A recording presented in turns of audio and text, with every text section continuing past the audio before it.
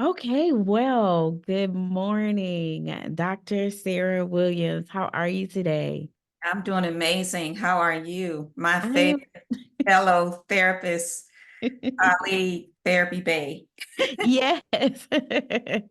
Wonderful, wonderful on this rainy morning.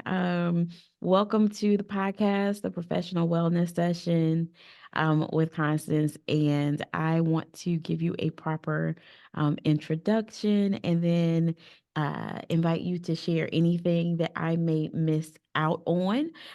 So, Dr. Sarah Williams is a licensed mental health therapist, national board certified counselor and specialists in grief and trauma. And you have cultivated a strong reputation for compassion and expertise in addressing wide spectrum of issues, including grief, bereavement intervention, trauma care, training, and consultation. You're also a frequent contributor to network television, radio, podcasts, and other media regarding topics such as grief, bereavement, trauma, women's health, and mental health. And I will make sure to list all of the different places where individuals can connect with you for more information. So, would you like to add anything to that introduction? I think you just about got it all. Thank you. Wonderful. Well, I am so glad that you wanted to engage in this conversation regarding Reesa Teesa. And so we were at dinner and I'd seen people posting about this and did not I didn't know exactly what it was.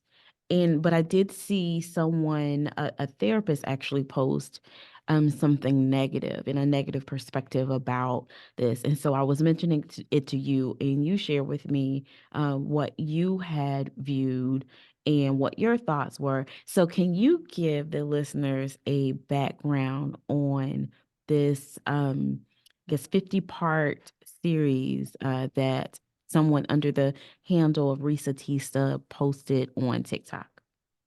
Absolutely. It is actually, her transparency is something that I think we connect with. And as a society, overall, we tend to gravitate towards the life stories of others. If we can relate to how our moms and grandmothers used to watch what they call the stories and the soap operas and All My Children. And then it was Dallas and with Alexis. And actually, my son's name is Carrington because my mother and I used to watch Dallas so much. Mm, And his name is Carrington as a result of that. One of the reasons I named him Carrington. But we gravitate towards the life stories of others. And there was a connectedness to her experience in being betrayed mhm, and following a narrative that innately, I think, Risa knew was there were several red flags, and she knew her discernment was kicking in, but her desire to have a relationship kind of just basically would not allow her heart would not allow her to listen to her mind to tell her the correct thing to do. So there mhm, are many positives from her willingness to be so transparent.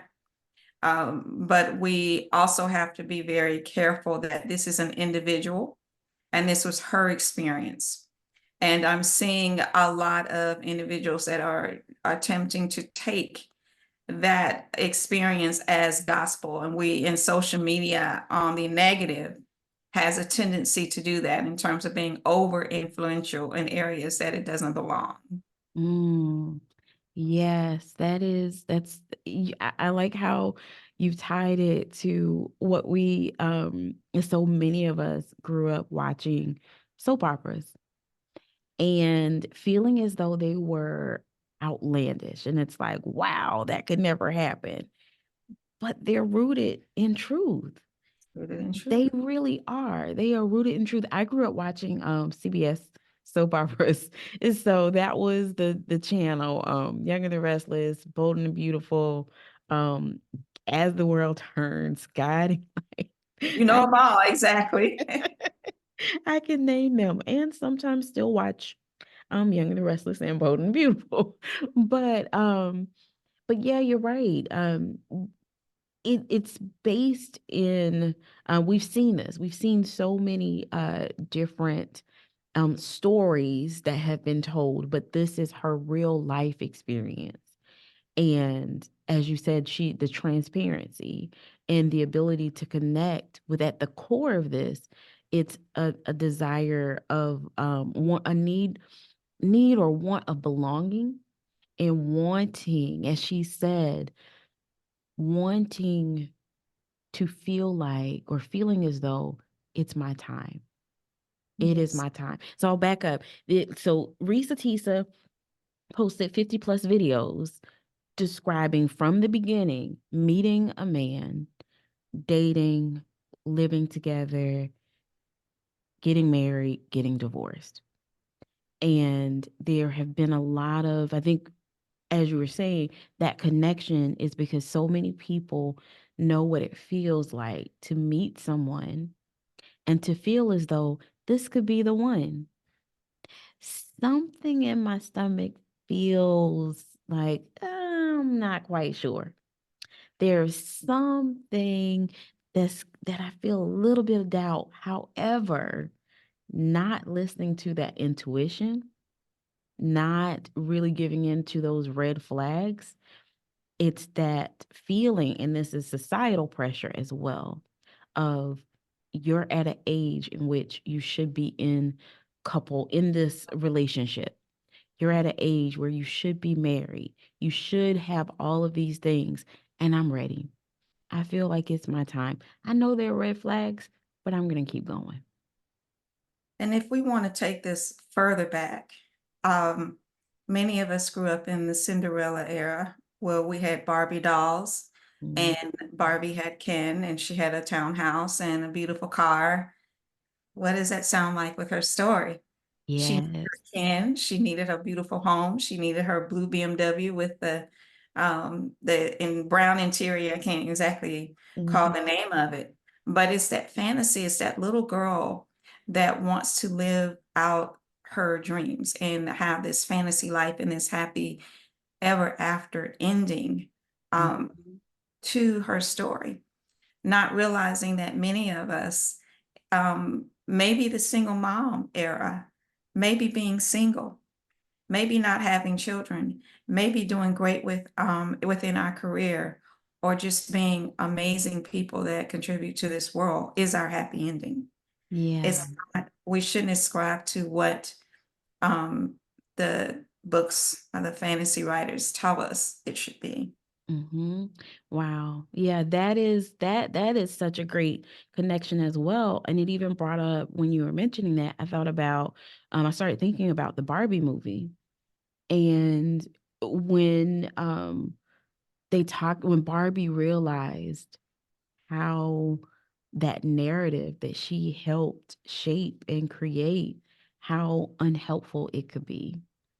And just seeing the need for, or the desire of perfection, and you have to have this and you have to have that, and just what that how that can implement, or how that can impact young girls who turn into young women, and that acceptance of certain behaviors or certain red flags to get to that end goal, and starting to disrupt that narrative into, there are several, as you said, there are several different happy endings. A happy ending does not have to look a certain way. Exactly.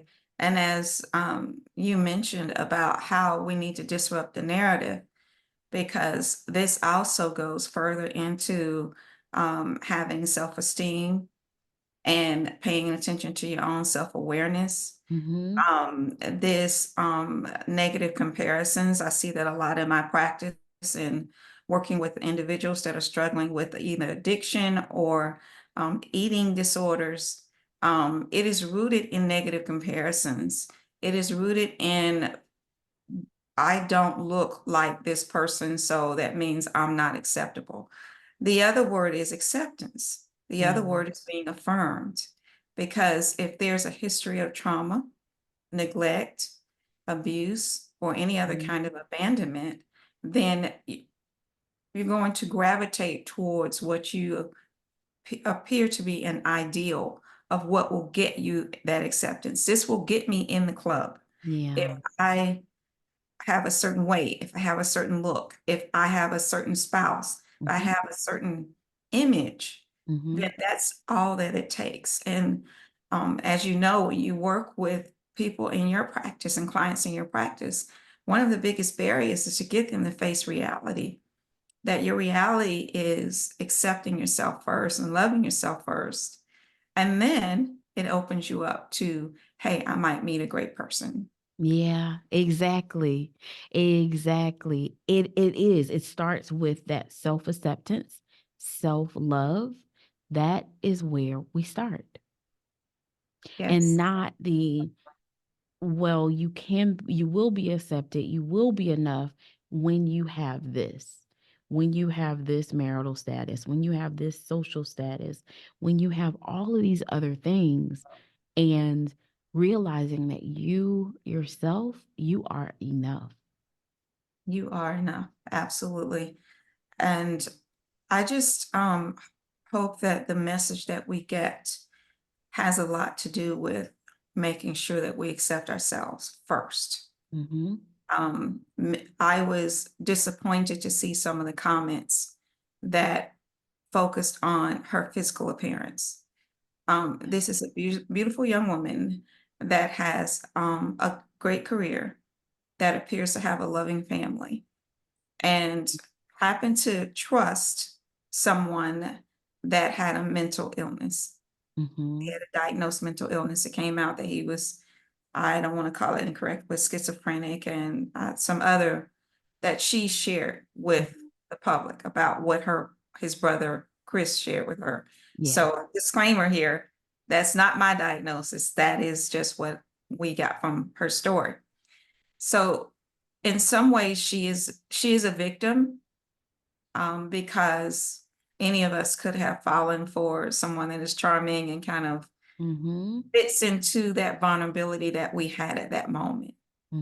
Exactly. And I wonder with some of the negative comments that people have made about her sharing her experience, about her lived experience, I wonder if that's because people have found themselves in those situations and they don't want to acknowledge it, they don't want to admit it, and what it may bring up for them.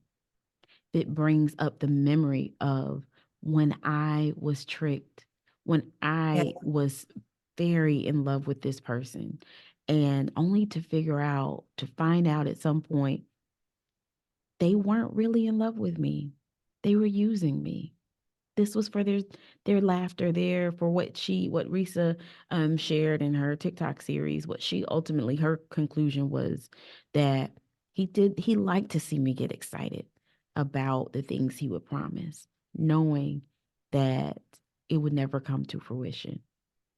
And that's hurtful to feel that way. It's hurtful to feel that way, but at some level I disagree, because Mm. we are dealing with a person, and we've all met legions in our lives, both male and female. Mhm. But we are dealing with a person that has a mental legion, is diagnosed with a mental health problem, okay, Mhm. whatever it is. And his belief system and his reality is different than the reality of those of us not struggling with that.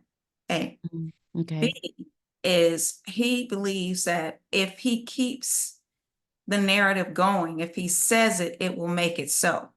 If I say that I can take her to Paris, if I say I can purchase her this vehicle, if I say that I am VP of this company, it will make it so. I've created a characterization of the person that I want to be.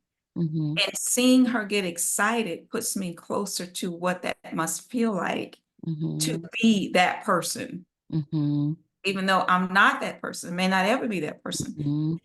I don't know if he really instinctively wanted to see her be disappointed, Okay. I think he actually wanted to maybe make up this scenario and then somehow make it happen, because some things did happen. She said he Mhm. paid every bill that came in the home. So he was fulfilling some of the lies. He was, some of these Mhm. fantasies that he created, but he would fall short. And I've even been, victimized as someone that wanted to be so much more than what they were, and they couldn't deliver the promises at the end, and then they just had to move on to something else, or otherwise, Mhm. you leave. Yeah. Well, and I think with Legion too, that the added layer was when she found out that he had a twin brother. And the brother Chris shared with her the things that Legion described as being true for himself or actually true for his twin brother. His twin brother actually was a vice president. He actually did have this large home. He actually did drive luxury vehicles. And so that was an interesting layer as well of him portraying himself essentially as his brother. It doesn't sound like he didn't steal his name, or she clarified he didn't steal his social security number. Um, but those characteristics, those facts about his brother's life became the facts that he displayed to be the truth of his own life. And the improper display of who we really are is actually more common now in our society, because as I mentioned in the dinner, that I was a sociologist also, Yes. and watching social systems and how it plays out with social media. A lot of the influencers create Mhm. a life and a lifestyle. They emulate something that's just not Mhm. true, and it's not even close to their reality. They may take pictures in front of someone else's car, or they take Mhm. a photo shoot in someone else's home, or they buy, or they're not even wearing the clothes that they bought there, it has a tag on it, and they take pictures and then they take the clothes Mhm. back. They've created this Yeah. false characterization of this is who I am. And it's common in social media. It's I was surprised to see his diagnoses, because I would have thought that he would have been more in line with the personality disorder, like a Mhm. bipolar, individuals that, they inherit the identity of someone else's in order to hide their own trauma and pain. Mhm. But again, he's not our client, so we don't really. Exact and this is coming from his brother from when he was a Right. child, and his brother seemingly has not been in contact with him for well over a decade, to know what his diagnoses might be as an adult. And somewhere down the line, Legion inherited the belief that being himself wasn't good enough. Mhm.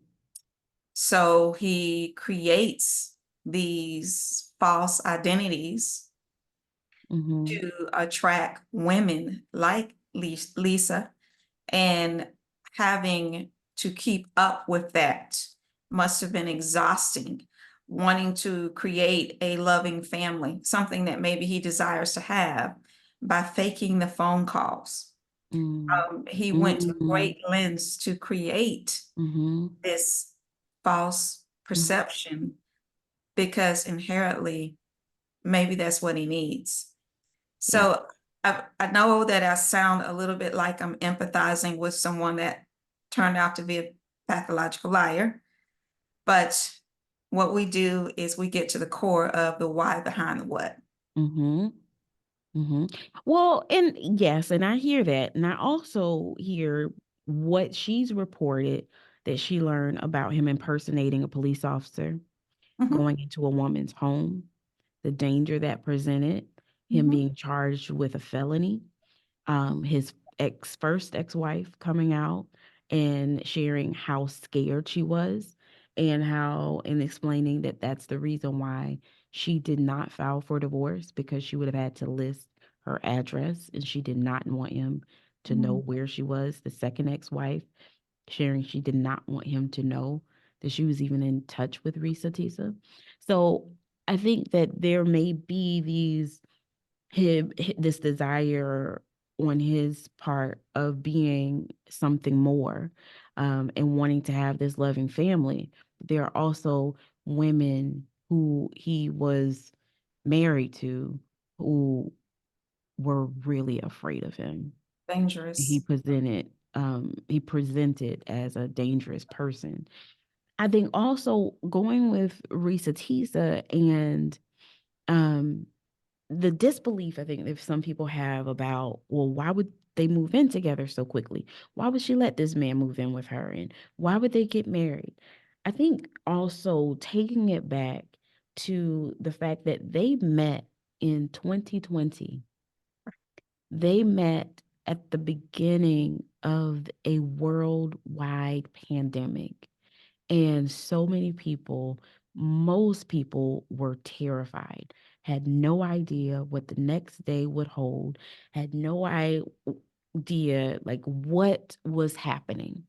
And it's not uncommon to hear about couples who ended up quarantining together. You know, at some point there were people who had like their own bubble, or I can't remember what it was called, but it was okay, these are the people that we're connected with. So we know what we're doing, and we feel as though, you know, we can try to not get sick and possibly die because we have this group, because we know how dangerous being alone nonstop can be.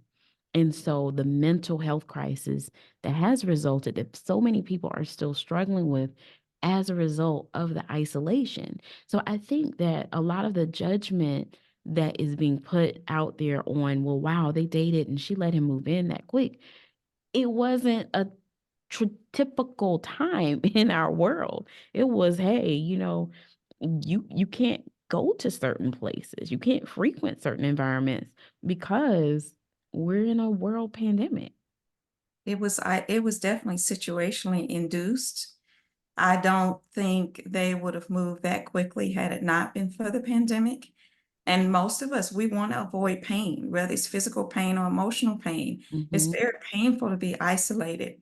I can't remember the name of the movie, but it was with Tom Hanks, and he was in a plane crash and he was on an island alone and he made friends with a coconut. Yes. Just to have someone or some object Yeah, or well, it was a soccer ball. Was it a soccer yeah, ball? soccer ball, I'm Soccer sorry. ball, Soccer yes. exactly, made a connection with a soccer ball. So that's just the length we would go to avoid being alone. We were not created to be alone. We're social beings. Mhm.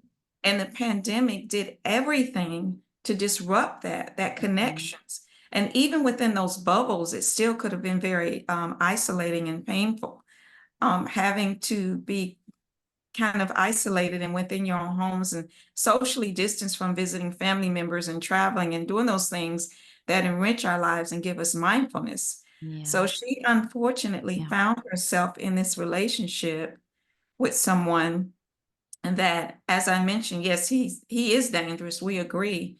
But at the core of that was the mental health issue Mhm. and having treatment. And if you have family or friends or neighbor and you are aware of a person that's kind of functioning, but they Mhm. still have a disorder that's affecting other people in a dangerous way, Mhm. or they are a danger to themselves, make a call. It's okay.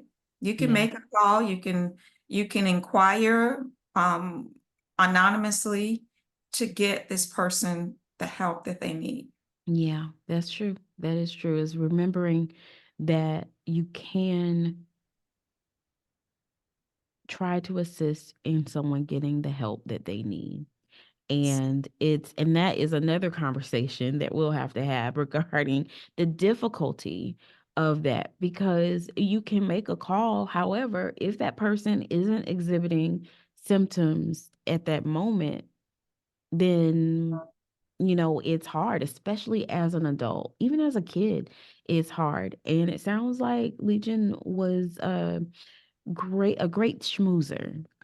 Great. She felt very manipulated. And the other wives felt very manipulated. So I think it's not as easy. It's you if that person is displaying They are making comments, threatening comments to hurt themselves, self or someone else, and the person assessing them is witnessing it, then they may be able to get some help.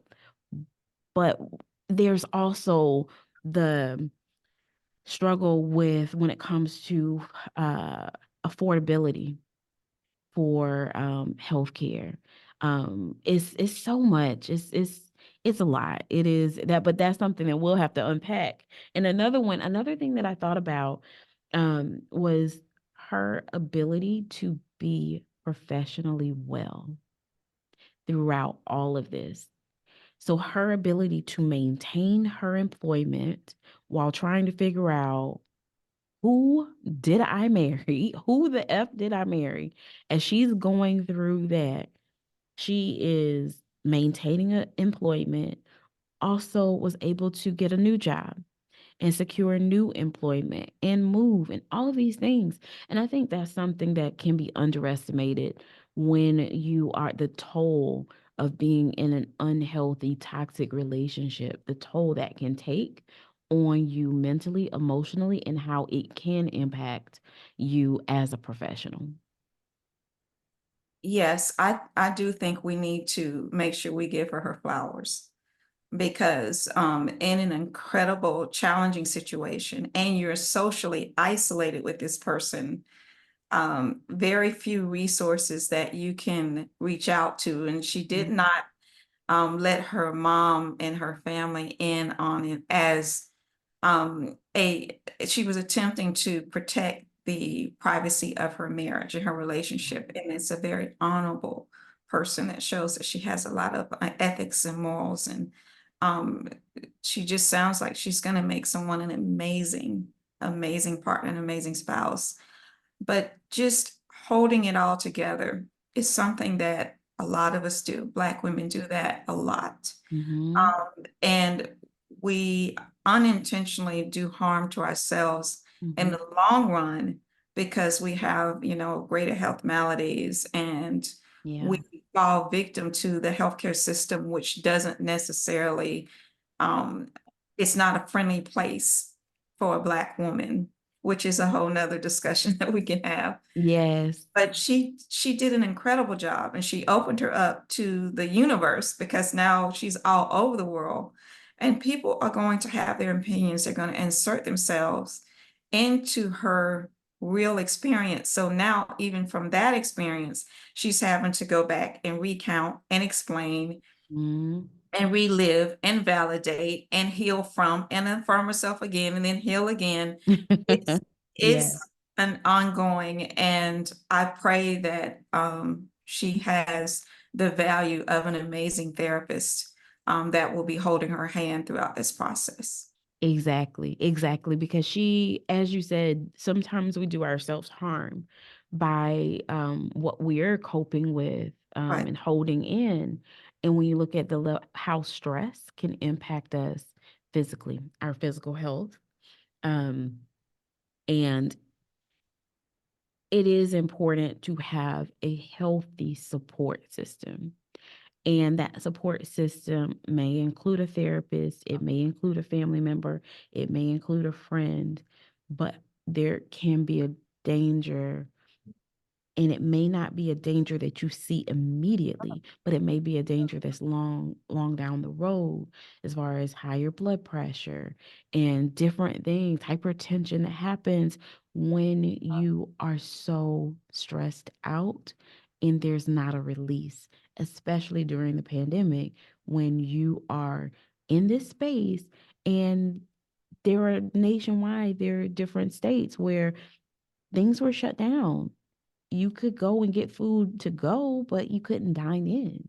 So even though she was in the Atlanta area, so Atlanta was a little different. I But heard about that. I was in Virginia, so we were yeah. shut down.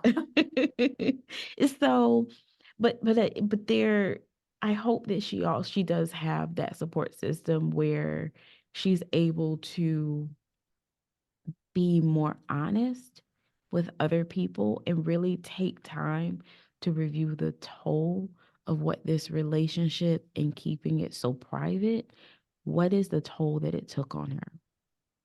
Yes, because all those illnesses you mentioned are the silent killers. We don't see it. Yes. The heart attack, the stroke, the diabetes, all of those are silent. They come on slowly, but it's fierce when it happens. Mm-hmm. And taking care of ourselves when we are in the midst of a storm is vital. When we're on the airplane, we put on that air mask first. And Exactly. that's what we have to remember no matter what's happening, who's falling apart, or what the kids are doing. We have to take care of ourselves first. That self-care is number one.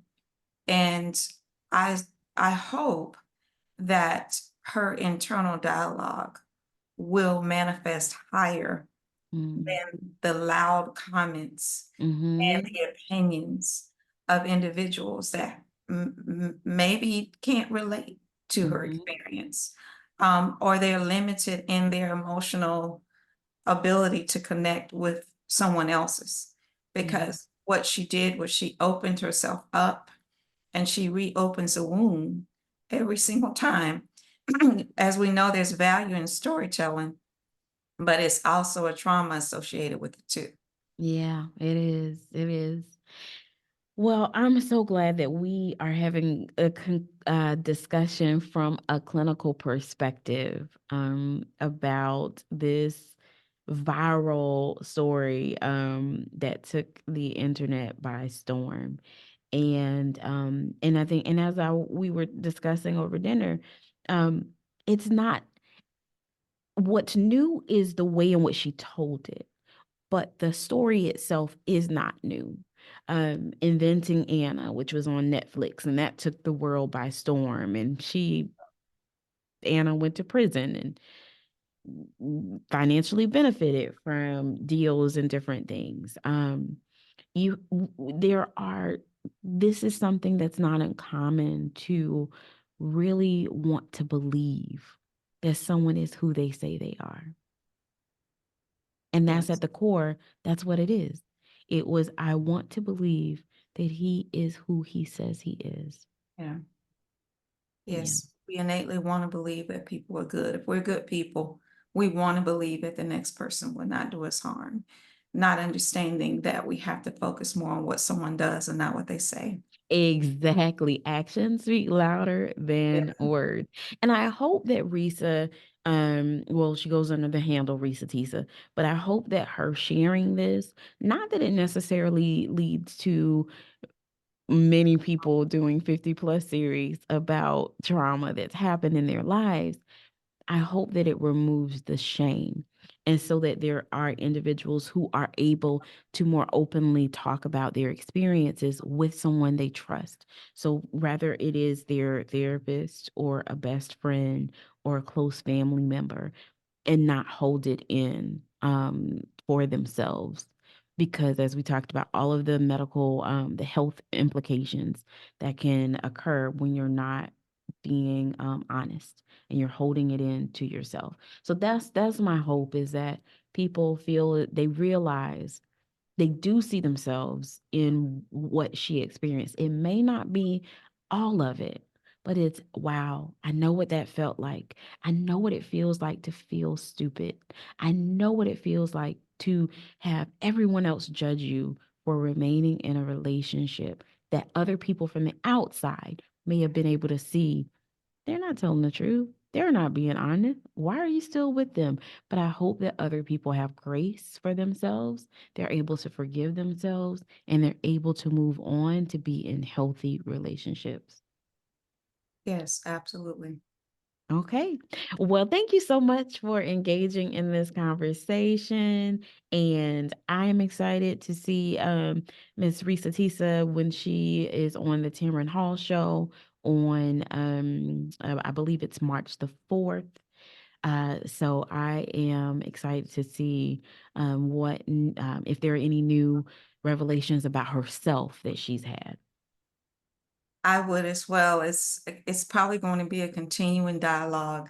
I can see this making being transformative in many ways. Yes, I hope so. Well, you stay well, and And I'll catch you the next time. We continue to have some conversations about what's happening in the maybe pop culture world and the mental health implications. Yes, and my following information is I am Dr. Sarah Williams on Instagram, and I am Dr. Sarah Williams on Facebook. Okay. All right. So make sure you give Dr. Sarah Williams a follow on Instagram and Facebook, and I will list it in the show notes as well. Thank you. Thank you.